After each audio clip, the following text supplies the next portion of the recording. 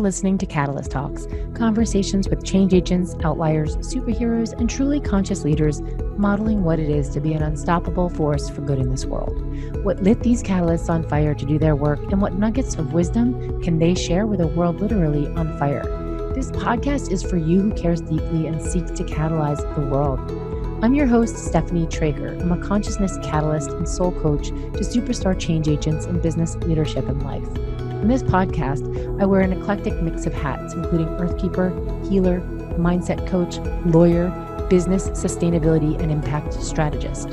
My intention is holding space for higher purpose, peak wellness, and soul mastery so we can live in harmony with ourselves, each other, and nature. The whole idea of Catalyst Talks in these conversations is to awaken consciousness, unlock higher purpose, and learn what it really takes to catalyze change in that scale. Subscribe to our new podcast and help us grow. We're aiming to reach 1 million people at least in 2020. Let's wake up the world together. Hello and welcome to Catalyst Talks podcast. I'm your host, Stephanie Trager. Today's episode is a space to voice it. I have been holding these containers, these spaces recently for various different communities in certain invite-only roundtables, in a few different Zoom calls that I've been hosting to really give people a space to voice that which they don't want to talk about in their day-to-day, that which they don't feel safe to reveal about themselves, about their unique gifts, their spiritual experiences that relate to this world. People who are really holding back a part of themselves, who really, really want a space to voice it, to understand what their next evolution in their purpose-driven mission is on this planet. Many of us who are holding back these unique gifts and talents that really do relate to our spiritual gifts, for fear of being judged, for fear of losing credibility, if we tell people too much about our experiences that are sort of out of the ordinary. So these spaces are a space to voice it. And I've been holding these spaces and people really getting to share a lot of who they are. And it's been beautiful to watch that unfold. And most importantly, it's a service, because in this time that we are in right now, in this COVID scenario, in this unknown uncertainty, we are really being called to do our own personal work, to evolve even more so that we can actualize our gifts and talents and that unique part of ourselves, the essence of who we really are, which could also be called our spiritual gifts, which is a journey. It's a journey to uncover. In these conversations, I've learned a lot about myself as well, because I'm sharing, in different contexts, I only share so much. So I'm watching how even I hold back and I don't really share all of who I am. So I wanted to give myself a space to voice it and share some of the learnings that I've had. And something very specific, a book that I've been writing, is how it's been pivoting based on my evolutionary growth. When I was young, when I was very, very young, when I was a kid, I was very connected to nature, could hear things and could communicate with little spirits. And, parents think you're crazy or think you're just a kid, having some play date with nature. Really, for me, this was very real. I had very real experiences of entities and other beings that I was playing with in the woods.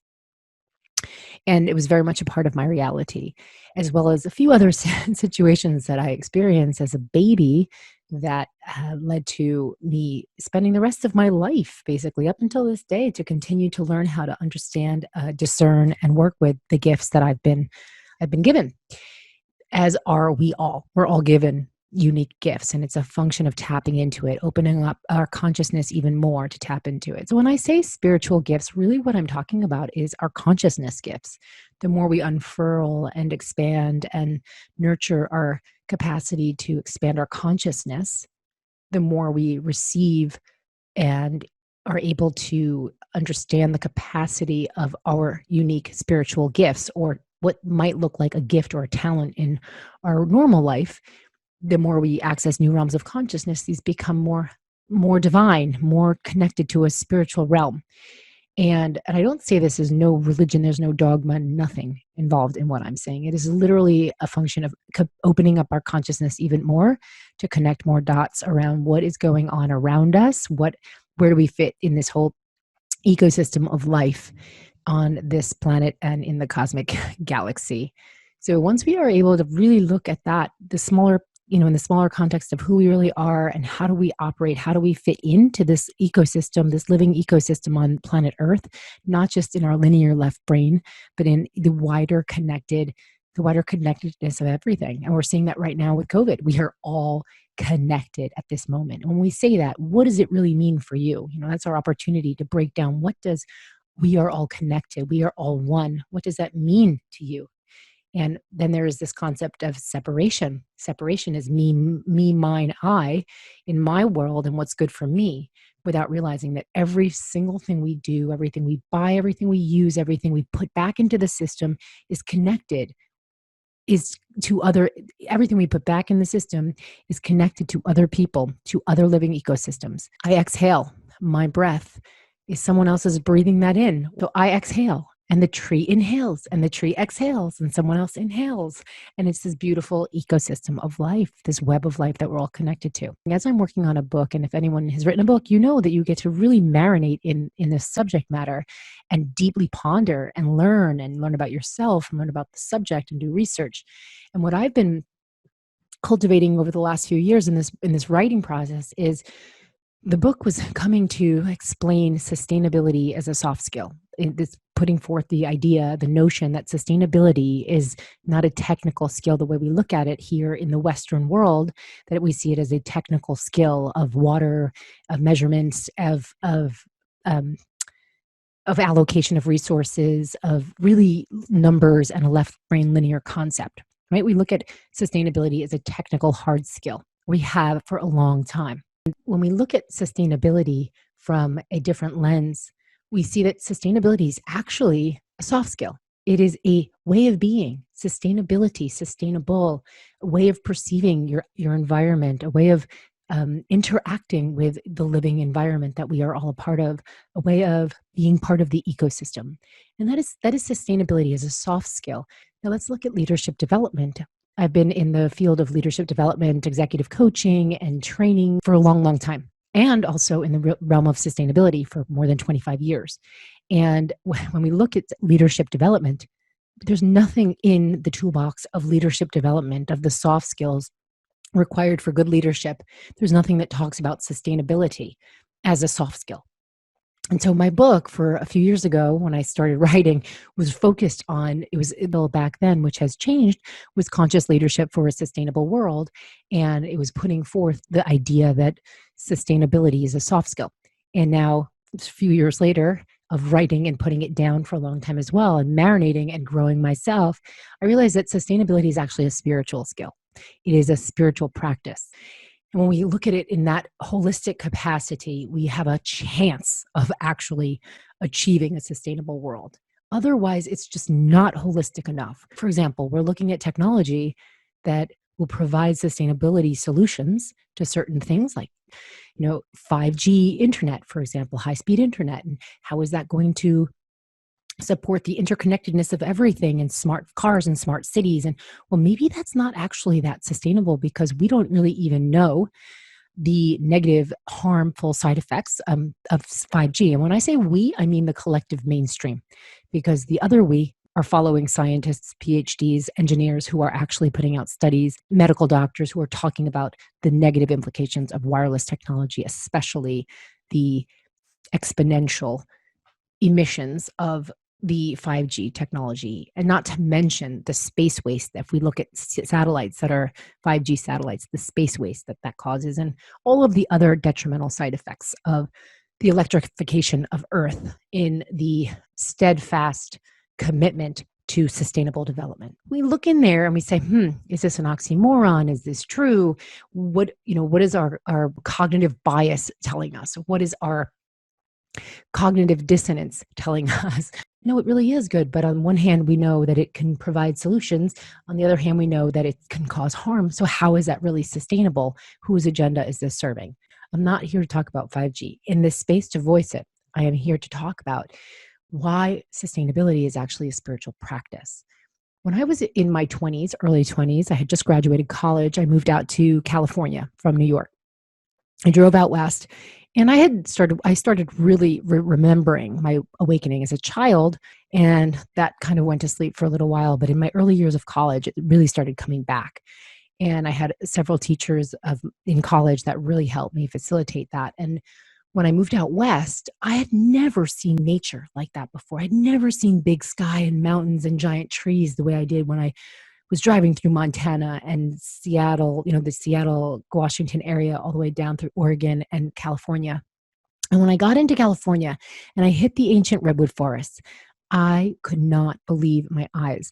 And I remember pulling into this beautiful, like a parking lot where I can get off and go on a trail.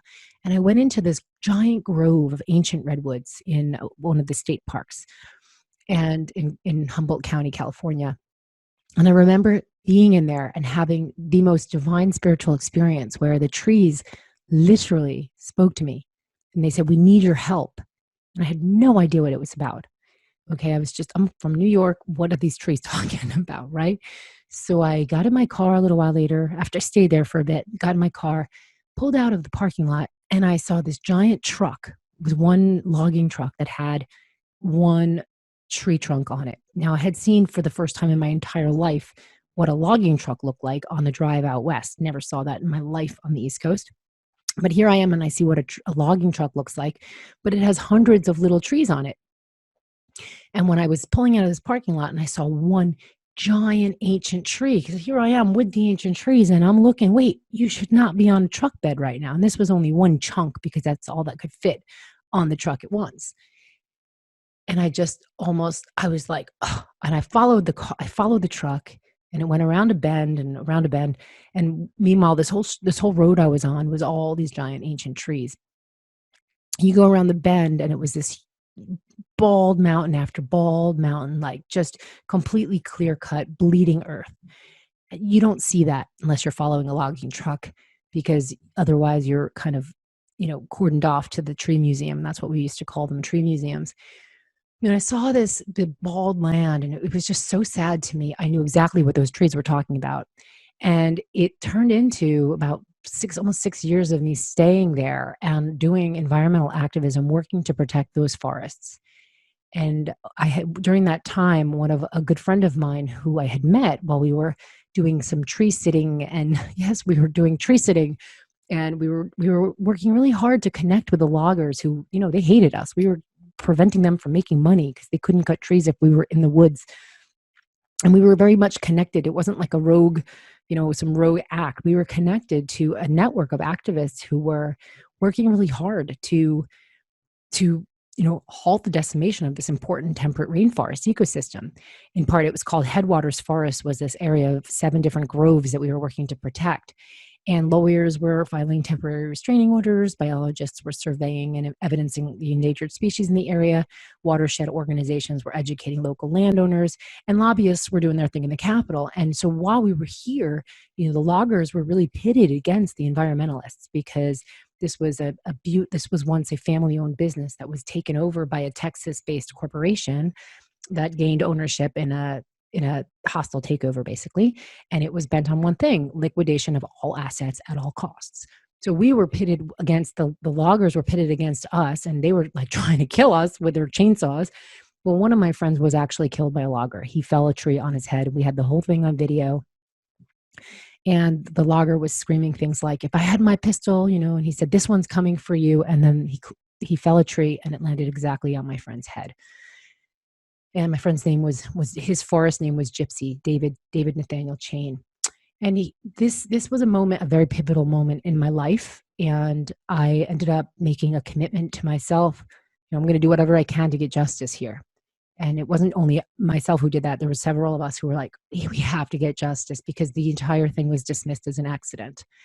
So we ended up partnering, about 6 of us, 6 activists who were some long-term activists who were very involved in this movement to protect the ancient redwoods there. We had 6 activists and we partnered with 3 lawyers. And in California at that time, you could become a lawyer without going to law school. You could register with the state bar and you could do certain things. And it was a 4-year process where accredited law schools are 3 years. This was a 4-year program and you submit reports. And after 4 years, you take the bar. So I went through this process. We formed a law firm that was a corporate responsibility law firm that was committed to human dignity. And we were becoming lawyers by suing this multinational corporation on several different fronts. And it was a very deep learning experience for me. I ended up moving back to New York to go after 2 years of doing that. I ended up moving back to New York to go to law school. Now, right before I moved back to New York, I was sitting on my roof at that point. I was living in this place that was off the grid. So this was in 1996 that I had moved out there, and I actually was sitting on my roof in 2001, in August of 2001, getting ready to move back to New York. And I remember writing in my journal, which I have to this day, and I wrote the exact events of 9/11. It's going to be bombed. There's going to be an attack. Why am I going there? I see it, it's blowing. I could see it blowing up. I saw the whole thing and I wrote it all in my journal, got in my U-Haul and left. And I went to New York. And 2 weeks later, boom, 9/11 happens. But 3 days before it happened, I knew something was going to happen. I didn't know what. I was crying like nonstop for 3 days. I kept on seeing my friend, Gypsy, David Nathan Chain. I kept seeing him. And like I said before, I have some gifts that I've been working to discern and master since I was a child, and it has not been easy. Well, here was one of them. I saw him, and he was with me that whole week. Now, I might be turning some of you off, but I beg you to listen, because there's something really powerful and deep I want to share here.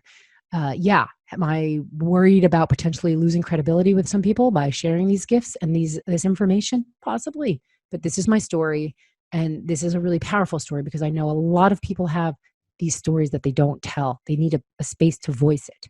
And that's what this is. And if I'm going to hold that space, then I have to be willing to voice it too. And what better than way for accountability than on public radio, right? Podcast radio. So back to the story where I was in the city right before 9/11 happened, and I was in law school, which was about 8 blocks away, was where my law school was from the Twin Towers. And that morning I was on the train going downtown, and Gypsy, my friend, was sitting right next to me. Okay, now he's passed over. He's on the other side. He was sitting right next to me on the subway, like literally. And I knew, and I was hysterically crying, and everyone was looking at me like I was crazy. Now, when we got to the stop, Chambers Street, which is 4 blocks away from the Twin Towers, I won't even tell you what happened, but when the doors opened, it was mayhem. Okay, the first plane had already hit into the buildings, and we were underground in the subway still, and it was mayhem. We couldn't get out of the train, we couldn't get out of the station.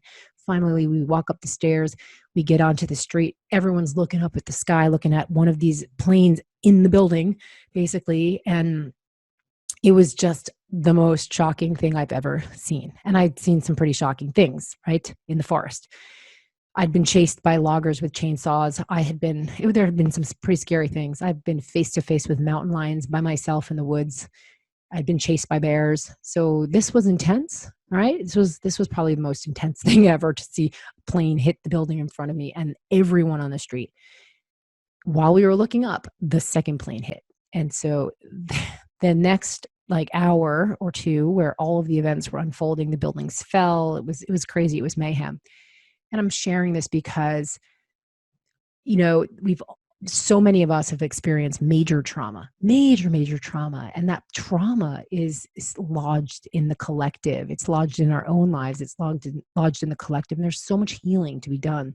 And I was on a very, very profound healing journey, because this event and how toxic and polluted the whole downtown was, of going to law school in it. And it was just so hard coming from a place where I was living out in California off the grid with solar panels in 1996.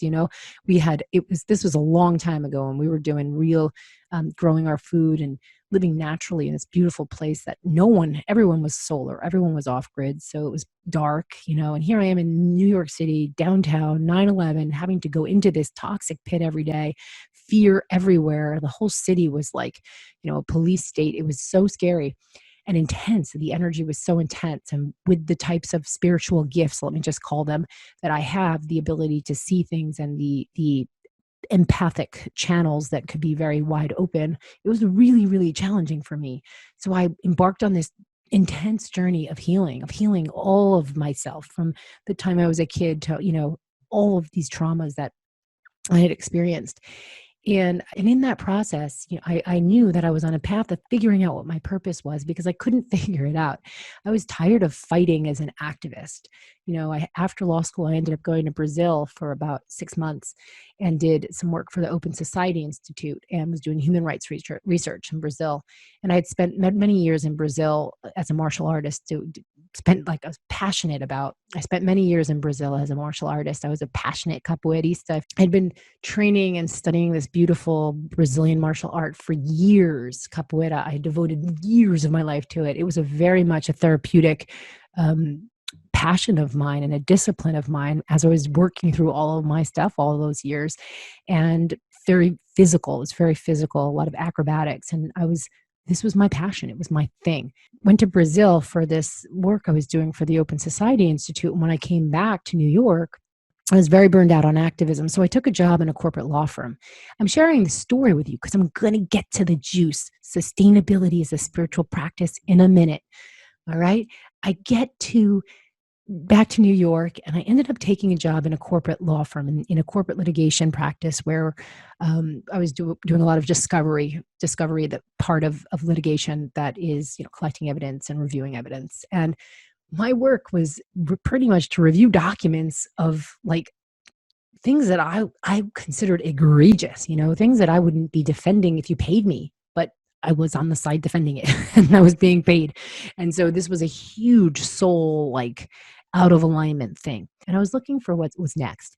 And that's when I started my quest in coaching, really wanting to create something new, something positive. And I was very much into wellness and a peak performing athlete as a martial artist, and very much into natural food. Like when I lived in California, we were growing our food. I was doing capoeira there, so I was always really seeking out the best superfoods. And this was in the 90s. Okay, the best superfoods, and so that I could perform my best in capoeira. And look, we're doing backflips, gymnastics, crazy physical activity. That's what capoeira is. It is a crazy physical activity. A lot of science also, and a lot of spirituality. So I was learning alongside all this journey. I'm learning this whole other realm of using energy in this martial art. And so here I am in this law firm in New York, and I'm like, okay, I'm going to get a coaching. Everyone wanted and here I am in this law firm in New York City, and everyone wanted to know what I eat all the time, and everyone wants to know which herbs to take for this or that. And I'm an herbalist, and so how can I help you? And I realized that people don't always take your advice, right? So I got my coaching certification in wellness coaching, and I put my shingle out, and there I have this coaching practice while I'm doing law. And I was ready to leave and just do my coaching business full time. It expanded also into like business coaching and kind of putting all of my stuff together. And so here I am figuring out what's next, and the market tanks, right? 2008, 2009, we're working on those cases in the law firm, by the way. Serious insider information, but the market tanks.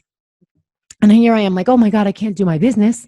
I was really stuck. I was feeling very, very stuck. And I'm sharing this because I got to a point where I was so stuck and I wasn't changing, but I knew I was so out of alignment that this is kind of that, you know that you're in the wrong situation, whether it's personal, a relationship, you work, whatever it is, but you feel like it's so out of alignment.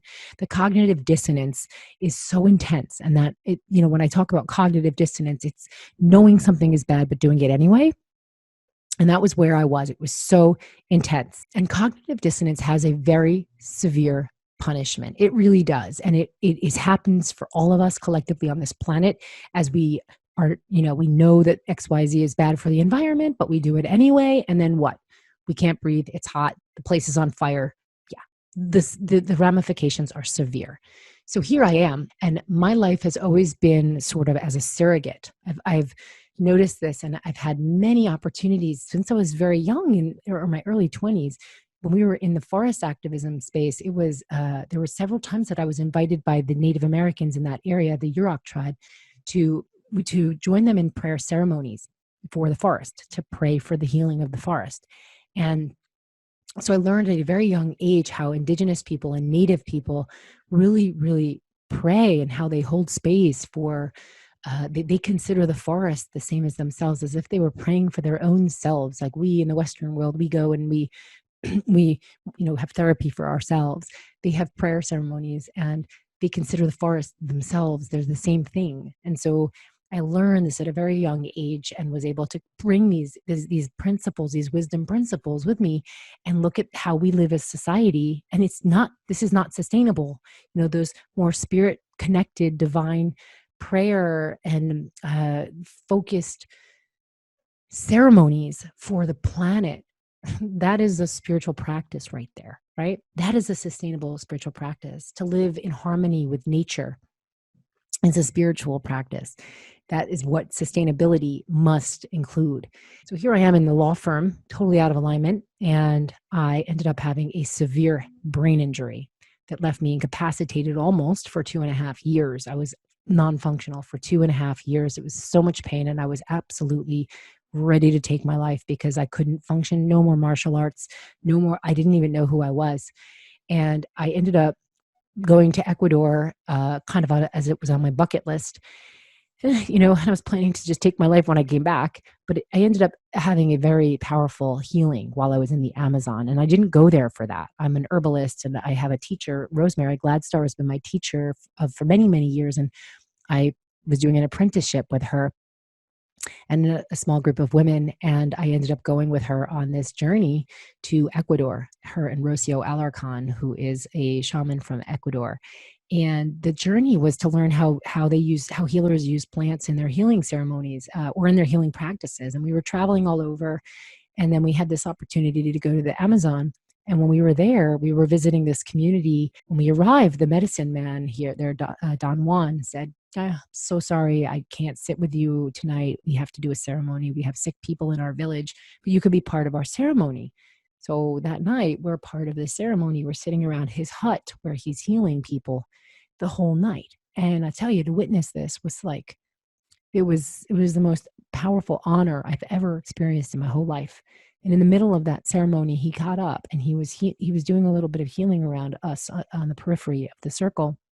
And he came over to me and he went straight to where this injury was on my head, and he did a healing. And that whole night he kept coming back to me and he kept doing this stuff to my head and my body and my spirit and everything. And he ended up being the catalyst that healed me. He ended up being the catalyst that healed me. And the next morning we were sitting around with their community as we were about to leave. And they told us that the government had just sold their land to a Canadian mining company. It was actually a Chinese subsidiary of a Canadian mining company. And that they were going to have to be forcibly removed if they didn't leave. So I tell you this because it was the most, it stuck with me. It stuck with me for a long time. And I was trying to figure out whatever happened to these people, and they were forcibly removed. They were. And that place is now a copper mine. And when we think about copper is, all that clean energy, all that clean energy, all of those electric cars. What do they use? They use minerals. They use copper. They use lithium batteries, right? They use these minerals that are only mined by moving people that were once there and destroying sacred, powerful places. I know in my heart and soul that not only did Don Juan heal me, I know that it was the power of that place, potentially because there was a copper under the ground as a conductor of some energy that it was providing for the healing or for whatever was happening. The alchemy is all part of the entire ecosystem that we are completely ruining. And so sustainability needs to look at that, needs to look at the invisible factors, needs to look beyond just what we see, beyond the linear technical measurements and we're going to come in here and we're going to fix this because we fix things. We break it and we fix it.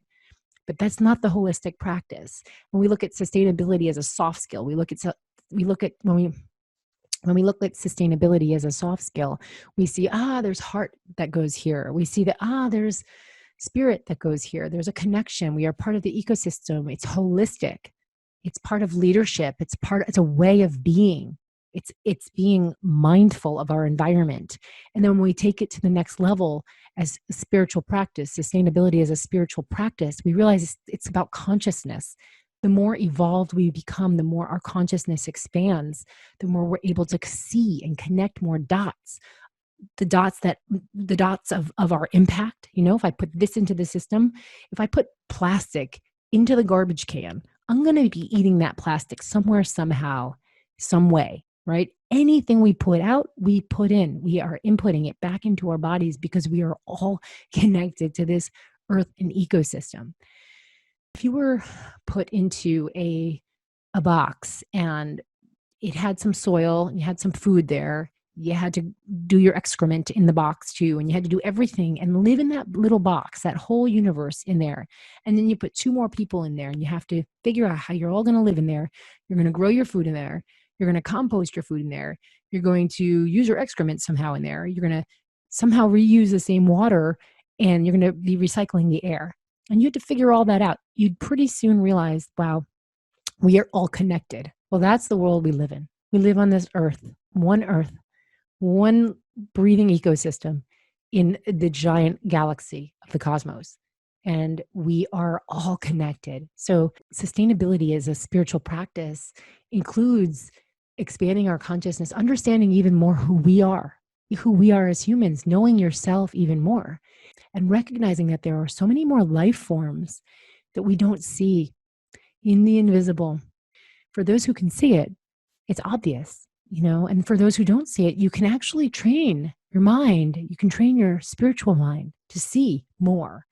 But for those who don't necessarily see and who don't think that I'm crazy and want to explore this, it is a function of spiritual practice and expanding your mind inch by inch, and there's many ways you can do that. This specific episode is not about that. However, if you are curious and would like to connect with me offline, I'm happy to talk to you and let you know how I can support you in that process. So let's back up here. I wanted to connect some of the dots of this space to voice it today and let you know, first of all, how grateful I am if you're still listening, and really how sacred this information is for me to share this with you. Just to kind of put this together, I'm absolutely, a linear left brain thinker. I'm a lawyer. I have very much an analytical thinking mind. And I also have these other dimensional ways of thinking and seeing and connecting. And so for me, it's been this journey to integrate this and then actualize it and use it in a way that's useful for the planet and spiritually fulfilling for me. Right? That's what we're all here for, is to actualize these gifts and talents in a way that is useful to the planet, positive impact, and also fulfilling for us. I mean, that's the point. It's the give-take ecosystem, the circular ecosystem, the regenerative ecosystem. Because I am committed to awakening consciousness on this planet. That is my purpose, so that we can live in harmony with ourselves, each other, and nature. We as a collective need full stop systems change in every area of our modern society. We are constantly trying to fix things within the broken system and thinking that we're actually going to have an impact. We're looking at systems change from a very watered down approach. We're cherry picking what we want to work on, but that's not a systems change approach. Again, it's seeing sustainability as a soft skill because you realize it is part of a system. As a technical skill, it's like one part of that, siloed.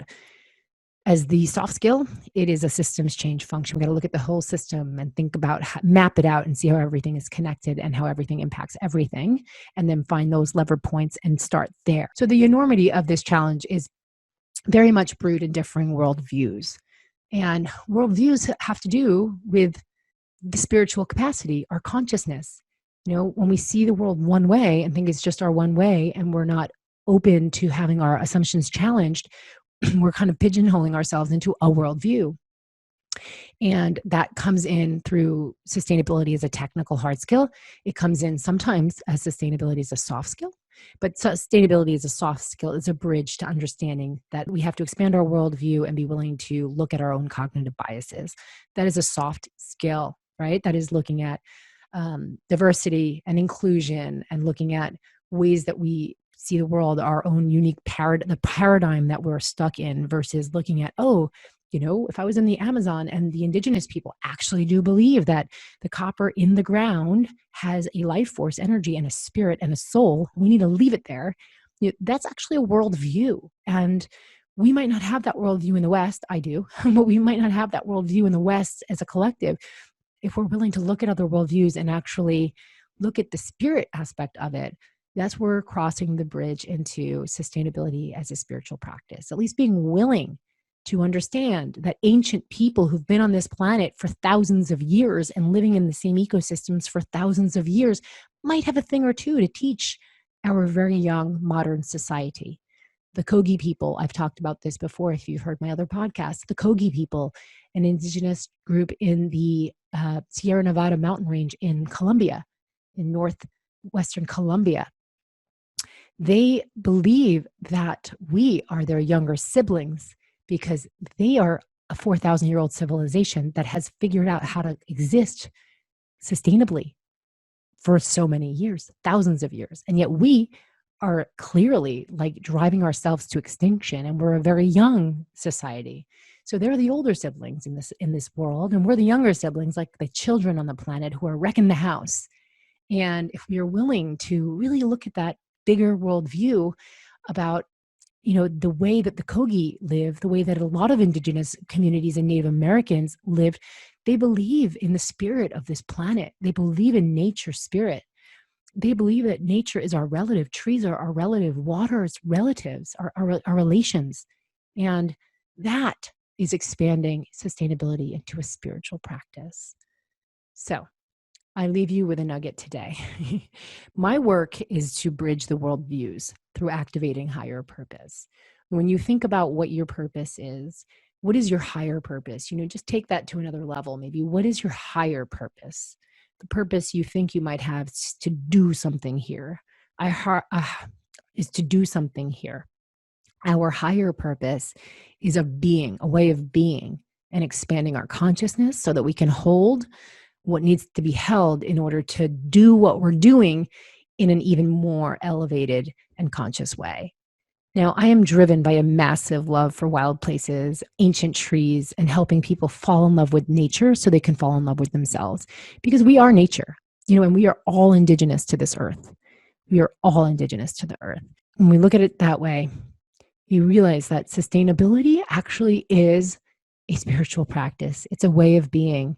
It's a soft skill and a technical hard skill. We are in a time where there's a whole lot of censorship going on the internet right now, and that is causing us to be pigeonholed into one worldview and a very intentional narrative and agenda. And this is not to say I'm not talking about theories or conspiracies or anything like that. I'm talking about just the fact that things are being censored off the internet.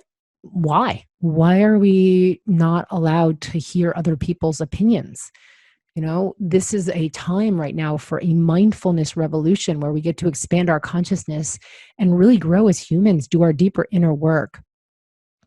And when we look into that, why not be open to contrary views before labeling them conspiracy theories and deleting them from YouTube and Facebook and Vimeo and Instagram? This is happening. People who have different opinions, doctors, PhDs, engineers, credible people who have different opinions about what's going on right now are being deleted off the internet. And it's fascinating to even witness this. Why I'm bringing that up is because when we close ourselves off to worldviews and opinions and ways of seeing the world, paradigms, we are closing off the ability to expand our consciousness. When we are only believing one narrative without being willing to look into other ways of being, there are so many thousands of different cultures on this planet who see the world differently through their worldview. And if we are only looking at the world through our worldview that has been crafted and cultivated through conditioning from the internet, from media, with an agenda all the time, because listen, everyone has an agenda, whether it's to save the planet or to, push a certain mission forward. Everyone has an agenda, good or bad. And when we're closed off to being, to opportunities to see more ways of looking at things, then we are closing off our ability to expand our consciousness. So again, before anything is called a conspiracy theory, or before ruling out looking at anything other than mainstream information and media, really give it a thought about why am I closing this off? Why do I only believe this? Is my left brain linear mind really that compelled to need this linear evidence? Boom, boom, boom. Because sometimes the solution, the answer, the reason is not always linear. And it's just, that's the multidimensional reality of the world we live in right now, and the way the world has always been. And the more we move into that spiritual way of being, the more connected, higher level of mindfulness and consciousness, connecting more dots, the more we realize that it's not that linear. It's not that linear. So systems change at that higher level becomes a little bit more challenging when you're only pigeonholing yourself into like these small linear definitions and ways of seeing the world. So my invitation to all of us right now, as I close off here, I promise, is to say, let us expand our consciousness. Let us expand the way we see things. Let us be willing to just explore other people's opinions. And even if it is not a linear A, but for A, then B equals C, even if it's not a linear case like that, it's still possible. It could still be possible. What, and then question ourselves, why do I need it to look this way? Why do I need that to prove that? Is there anything in my gut that feels like this could be true, even if it's not all true? And so if you're reading something and you're like, this is not true, there's no way, these people are crazy, ask yourself why you see it that way. Why is your brain so wired that it needs a very linear definition, but for A, then B equals C? Because if that's the way your brain is wired, you're really foreclosing a lot of other information. You're foreclosing a lot of other ways to see the world in a non-linear way, because it's not all linear. That's why you might think I'm nuts if I tell you I see things that you don't see. Because if you're like, no, if I don't see it, it's not true, right? If I don't see the evidence, or if these numbers don't add up, it's not true. I hope some of these things that I've put out here just now in this space to voice it connect for you in some way. Maybe some of them do, some of them don't. I shared my story with you today because it really helps to connect some of the dots about how I came to see what I know. And it's been a lot of learning, a lot of studying, a lot of teachers, a lot of lessons along the way. My opportunity to learn and to be initiated into shamanic practices with the Q'ero people in Peru, in the Andes, my opportunity to sit in ceremony and be invited to do prayers with indigenous people in Peru and Ecuador, in the Amazon, in Brazil, and in Native North American communities. I've had a pretty off the beaten path experience. And it was basically because I love this earth. It was because I love this earth. I was put into these places that taught me how to love and understand even more. And it put a lot of dots together. It was the truth, these indigenous practices, and the way that most of indigenous and native people see the world. It's very similar. It's a very similar worldview. And it was actually what I was always looking for, because that was how I saw the world as a kid. It was how I saw the world as a kid, but nobody around me back then could explain it to me. And so I spent the rest of my life looking for that truth. In closing today, thank you for being here with me in this space to voice it. And I'm curious, if you had a space to voice it, what would you say? What would you want to talk about? What truth of yours would you want to get across and convey that you're so passionate about, and why? I invite you to think about that and then find a place to voice it, or reach out to me at stephanietrager.com. You can find a way to contact me on that website. And I'm happy to connect with you, talk about ways I might be able to support you, or invite you to one of the spaces I'm holding to voice it. In the meantime, thanks for listening to Catalyst Talks. Your attention here means the world to me. So let's wake up the world together. Thanks for joining us on this episode of Catalyst Talks. Stay tuned for what's up next, and please subscribe to our podcast wherever you listen. You'll find those links at catalysttalks.com. Join us. We continue this conversation on social media, and if you'd like to reach out to me privately, you can send me a message at stephanietrager.com. Your attention here means the world to me. Thank you, thank you, thank you.